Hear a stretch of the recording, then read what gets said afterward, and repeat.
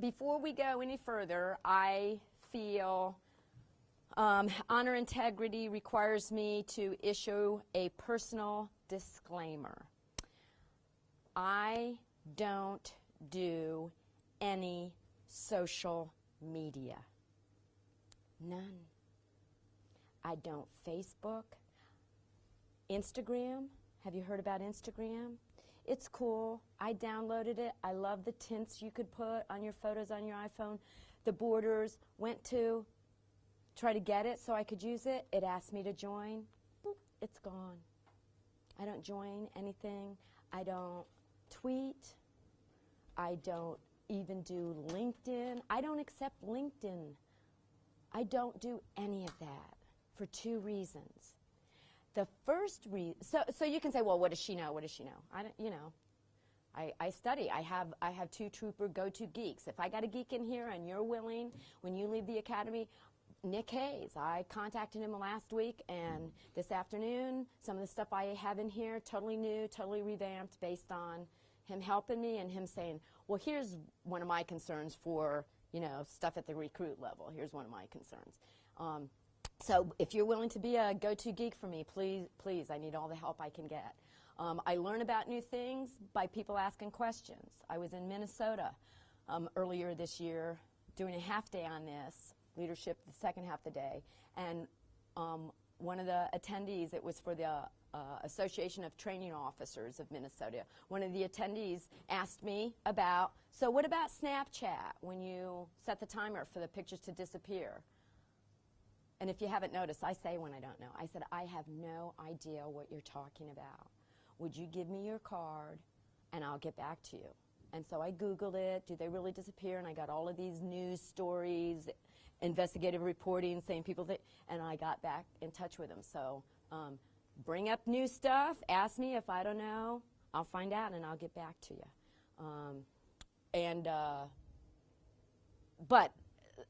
So I keep up with it to the extent, I pedal as fast as I can and try to keep up to it to the extent that I can be a help in training. I don't personally engage in any of it for two reasons. The first reason is I'm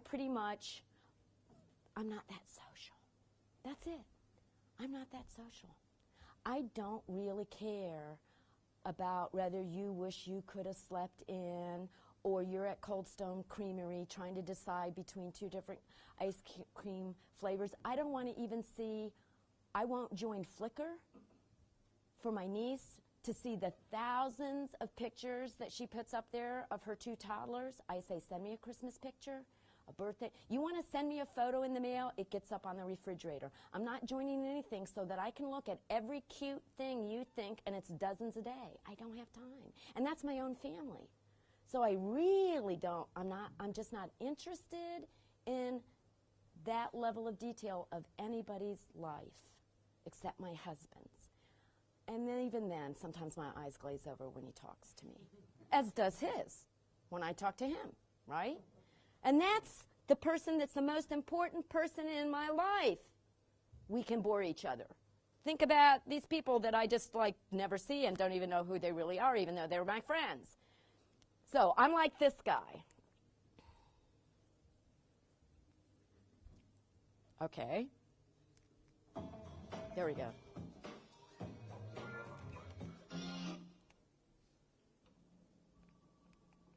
Hi, Greg.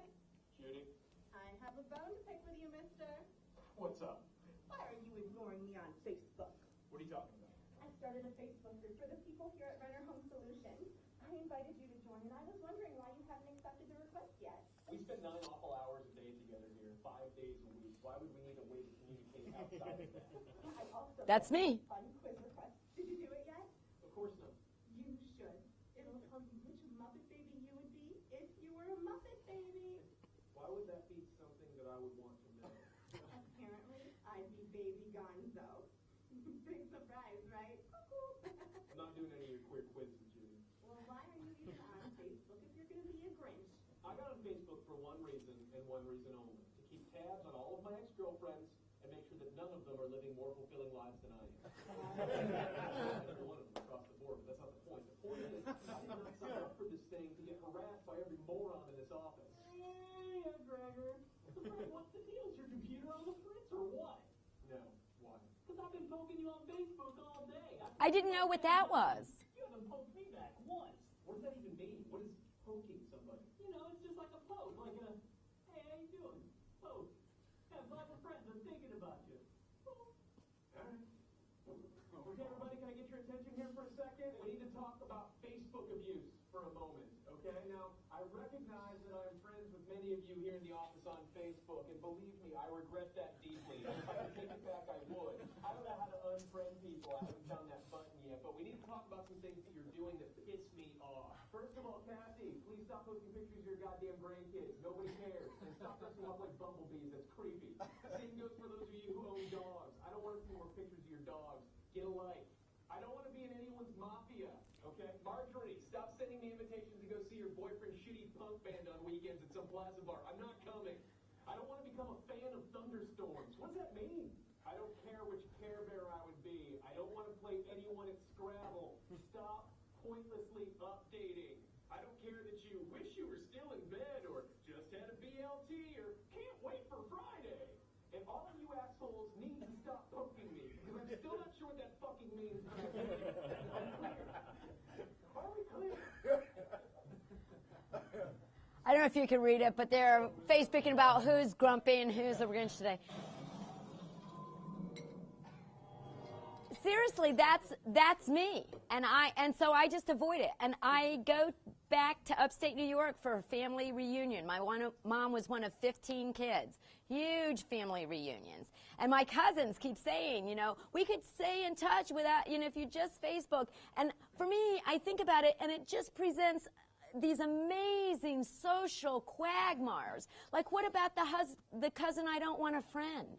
And I go back to the reunion, and I friended other cousins, and they want to know why I didn't friend them. And then I have to friend them, and I don't want to friend them, and I don't know how to unfriend.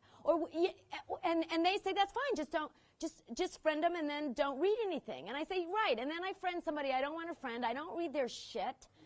And then I bump into the grocery store, and they want to know, why didn't you answer my thing? I'm one of those people that I don't even like when the phone rings and somebody invites me to something, because I don't have time to make up a good lie and excuse about why I don't want to go, you know? So I don't answer the phone, and then I get the voicemail, and then I can get with my husband so we can get our story straight about why we don't want to go. Seriously. Or he comes running home and said, so-and-so asked us to this thing, and I don't really want to go. So I said, we're having a family emergency with my oldest daughter. And I said, oh, I'm glad you told me, because the wife must not have talked to the husband that asked you, because she called, and I said, great. Yeah, I mean, so it's just I'm not social. It's just a huge quagmire for me, and I just don't even want to go there. So I don't do any of it. The other reason I don't do it is I don't trust anything they say about being concerned about your privacy. Kids. Just like, you know, 400, right? Let me take your hand. Look into they're not all your friends, honey. They're not. They're really not. They're not all your friends. And I don't trust, when they say, Facebook's always saying, oh, we're really concerned about your privacy, so we've done this. Oh, we're really concerned about your privacy, so we've done this. They're not.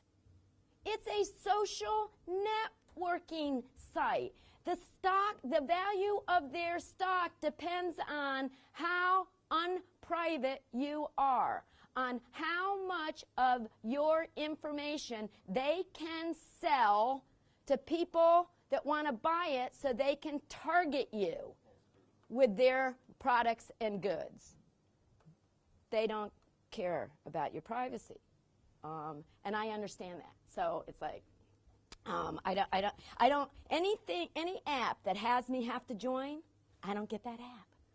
Because I know some apps, and they don't tell you, can know where I am in the grocery store and what products I'm looking at based on the GPS coordinates hey, the grocery stores where I shop in northern Arizona when I'm there in the winter, join Safeway on Facebook. I'm not going to join Safeway on Facebook, because then I got to figure out how to disable the GPS app so they know where I'm shopping in their store.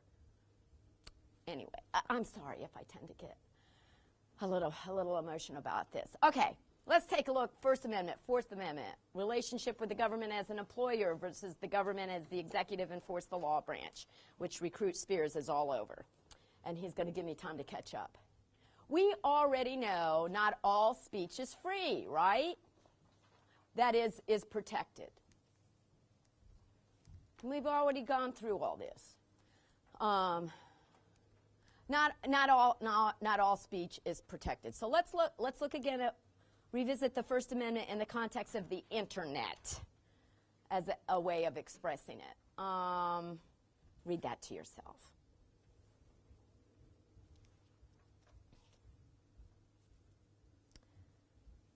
So, who can't abridge or restrict your freedom? The First Amendment says Congress. That's the legislative branch, right? Well, we've had Supreme Court decisions since then, like Gitlow versus New York, that said it's not just Congress, the legislative branch, it's government, which means the legislative and the executive, right? They can't intrude on your freedom of speech. You're in the executive, right? During Occupy Wall Street, they were scrambling to do all kinds of training of law enforcement officers that were having to keep the peace with the Occupy Wall Streeters so that they could do that and not in any way infringe on their First Amendment protections. So it includes Congress, by the Supreme Court decision, the government.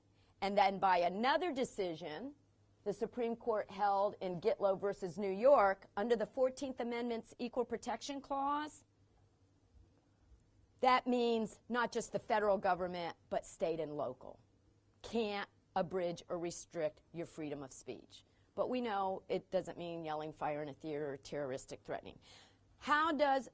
We didn't have the internet when they wrote the First Amendment. So we've got the Supreme Court having to figure out how does the First Amendment apply to the internet as a form of expression versus out of our mouths or picket signs. And in 1997, in the case of Reno versus ACLU, the Supreme Court said communications on the internet are speech. They're protected the same as print, radio, and TV, which is all they had to address. We had print media when the Constitution was written, but we didn't have radio and TV, so they'd had to address those. Every new technology we have to address and see, do these apply the same to this technology? And they said, yeah, it applies the same to the internet. Now, what does this mean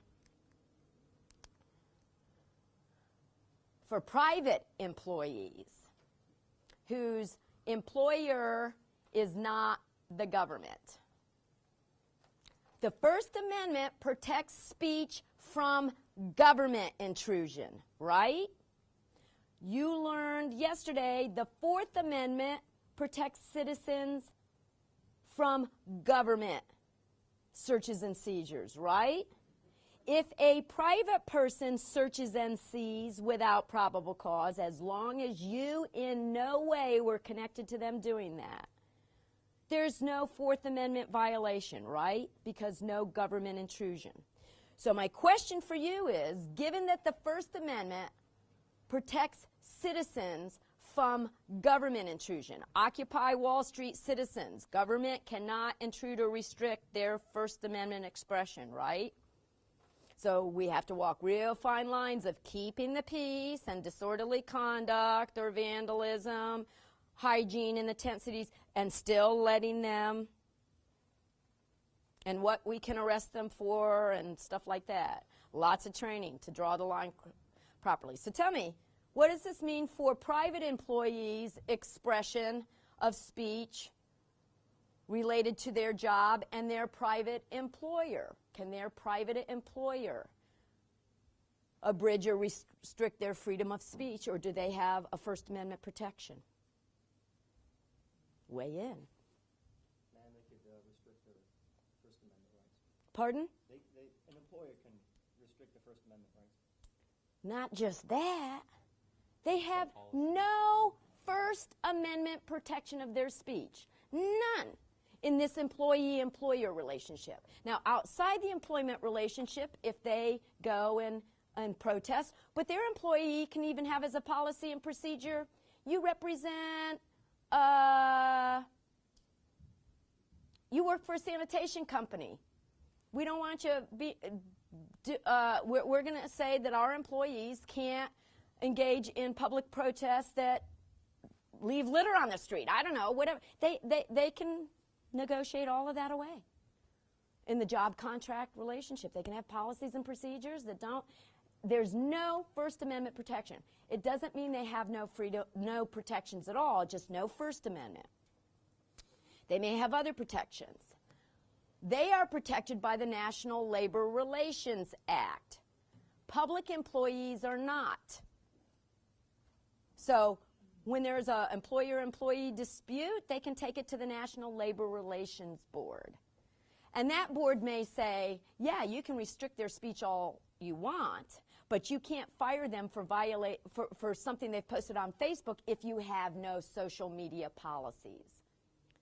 So that's where they're all running around. When I first got interested in developing training on this, because I realized I'm a lawyer, and I got no idea what your rights are versus private employees, or if there's any difference, because there was a headline news story heard round the world in terms of private business. And all the legal counsel were scrambling. It was on the radio. There's tons of news articles arising out of a case where an employee of an ambulance service went home, started saying derogatory, well, I don't want to give away our first scenario.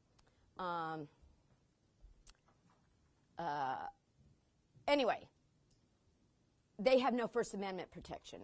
The National Labor Relations Board. They may have the protection of, you can't fire me for doing something that you don't have a policy on that I didn't violate under employment law. I don't want to bog down in that, but no First Amendment protection. They may have protections here.